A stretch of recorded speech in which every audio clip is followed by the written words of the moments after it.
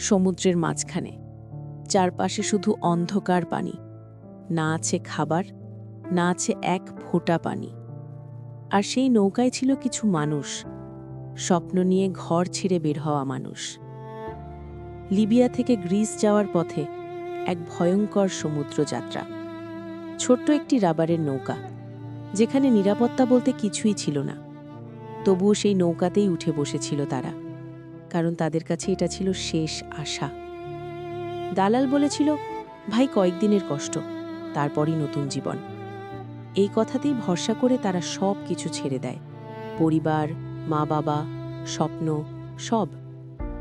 প্রথম দিন কেটে যায় আশায়, দ্বিতীয় দিন কেটে যায় অপেক্ষায়, তারপর ধীরে ধীরে শেষ হয়ে যায় খাবার, শেষ হয়ে যায় পানি, শুরু হয় অসহায়তা।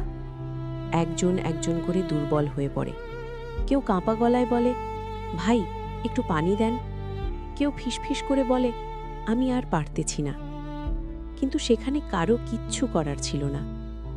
দিন গড়াতে থাকে, সূর্যের তাপে শরীর পুড়ে যায়, রাতের ঠান্ডায় শরীর জমে যায়, ক্ষুধা আর তৃষ্ণা মিলে এক ভয়ঙ্কর যন্ত্রণা।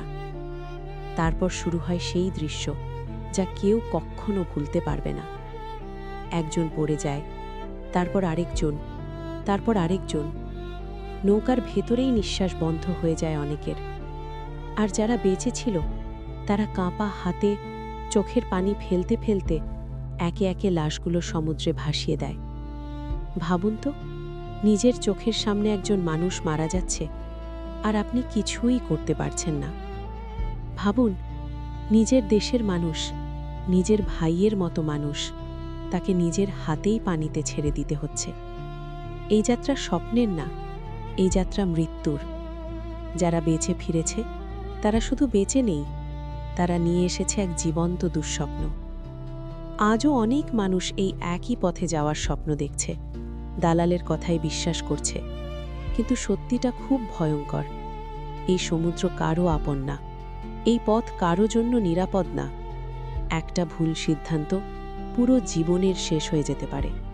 তাই সিদ্ধান্ত নেওয়ার আগে একবার ভাবুন, আপনার জন্য অপেক্ষা করছে পরিবার, আপনার জীবনের মূল্য অনেক বড়।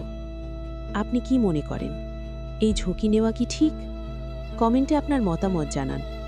আপনার একটি মতামত হয়তো আরেকজনের জীবন বাঁচাতে পারে।